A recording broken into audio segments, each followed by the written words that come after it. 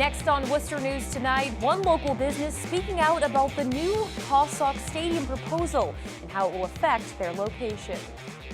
Plus, Congressman Jim McGovern is on his annual farm tour. He's advocating for family farms while working on a new federal bill. Good evening and thanks for joining us. I'm Anna Botari. The new ballpark proposal for Worcester's Canal District is creating a lot of positive buzz. But a business in the neighborhood of the development is wondering what it means for their future. Our Brittany Schaefer has more. Plus details from a hearing this morning. Brittany? Anna, there are two businesses on Madison Street who are located right on the edge of where the stadium is being built. Both say they haven't been approached by the city, but say they're willing to work with them. Joe O'Grady is busy preparing for the opening of his new business on Madison Street. He says he bought the building 3 years ago because of the promised economic growth in the area, but he wasn't expecting a powerhouse like the Paw Sox to move into the neighborhood. I contacted the city on a couple different occasions just to make sure that if I came in as a small businessman and invested in the area, that if a bigger fish came along, I wouldn't be kicked out the pond. O'Grady says the city hasn't contacted him about leaving yet, but says it could happen. I saw the location, I saw the opportunity, I did my due diligence, and so I hope that we can come to a mutually beneficial resolution. The Worcester Redevelopment Authority agrees the development will be game-changing for the area. What's really important about this project is that it's seeding a huge development project. That is, baseball is part of it, but there's a lot else that goes with it, so it's all good news. The WRA met Wednesday morning to discuss the hiring process of a project manager and architect for the Paw Sox redevelopment plan. Board member Michael Angelini says this project is a big deal for the group. WRA has very little money. It has the opportunity of eminent domain. It's going to be very active in this. The ultimate design of the ballpark is going to be determined by the solicitation of interest of a lot of people. It'll be very interesting. I'm glad I'm on the WRA. It's a good time to be engaged. O'Grady says he supports the development even if it is in his multi-purpose smoke shop's backyard. Ideally, I'm here to do business just like them. I was here first. I saw, this opportunity a couple of years ago. I would love to work with them, to do good in the community and have a positive impact and positive ROI together. I'm open to that, and that's what I hope for. O'Grady says he's not too worried because the stadium is expected to take almost 3 years to build. Brittany Schaefer, Worcester News Tonight.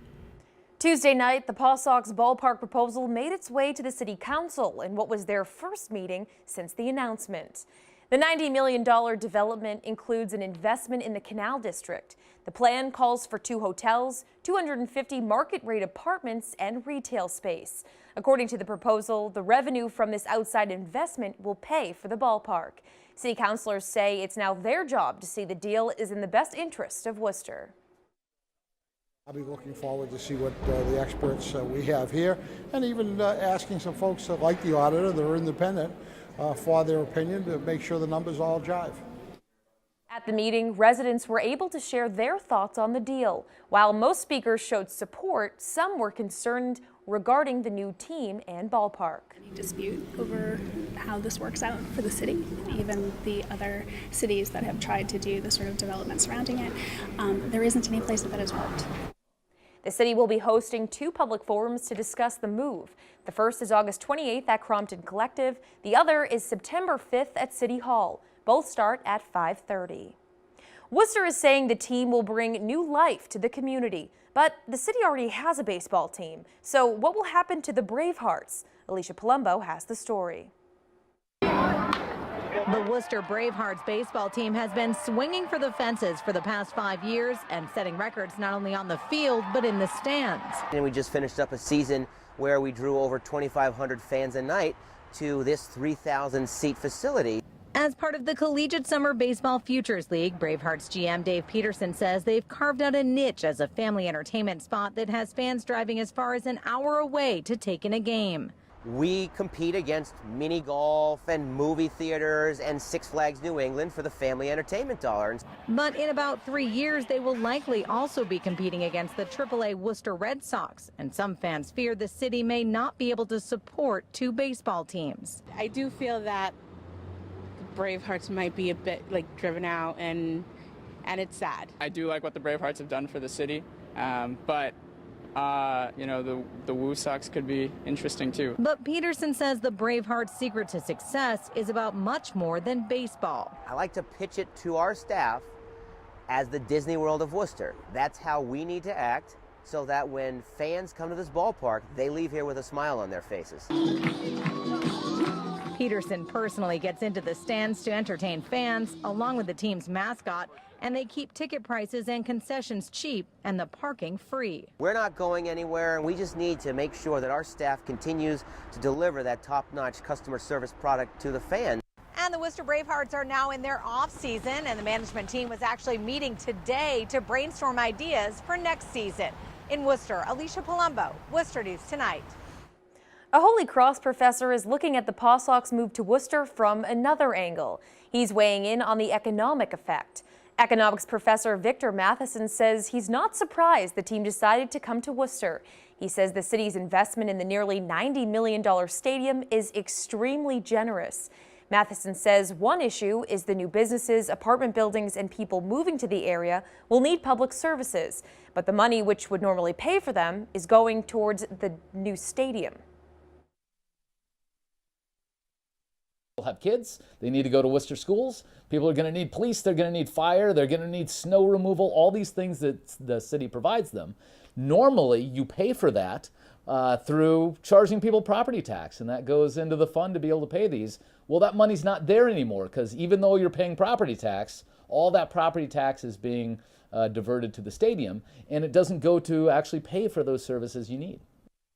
Matheson says the stadium deal is too expensive and doesn't account for all the potential costs.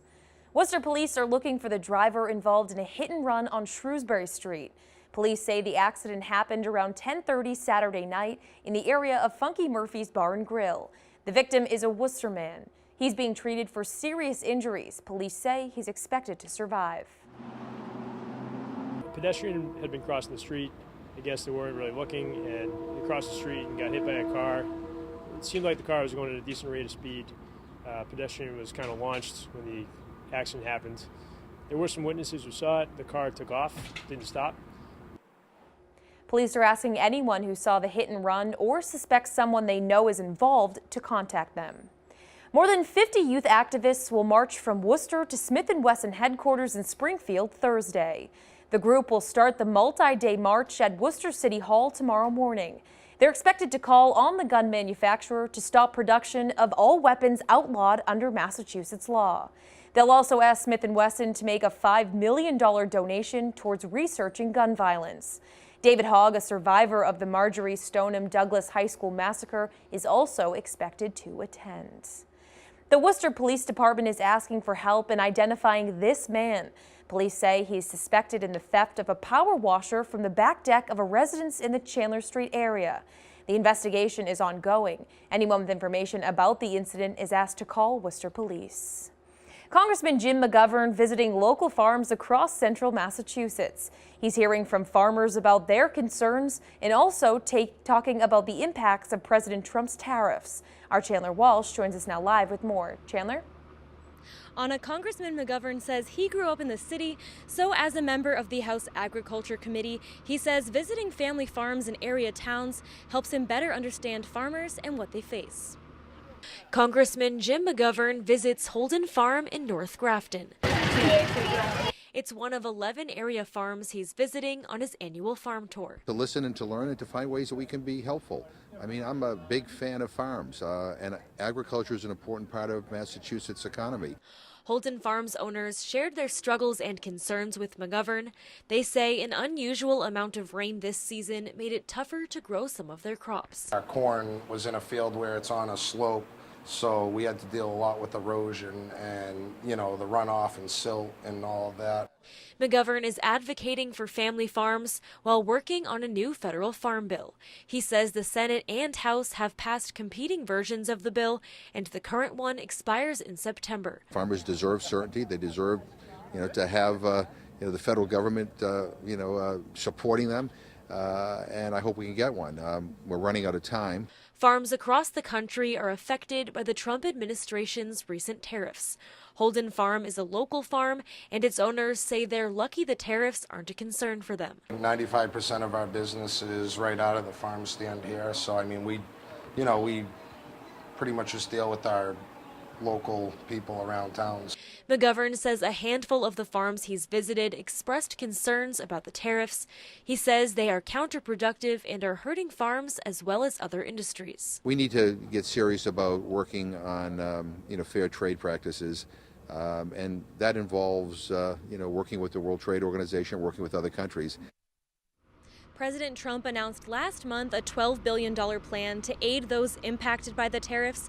Congressman McGovern says the bailout isn't the answer. Chandler Walsh, Worcester News Tonight.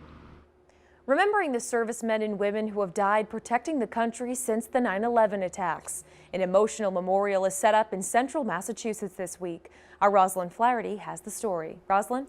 Anna, it's the first time the memorial has come to New England, and organizers say they hope it makes people realize the cost of war. Gold Star mother Nola Fritz wants her son Jacob and others who made the ultimate sacrifice serving the United States to never be forgotten.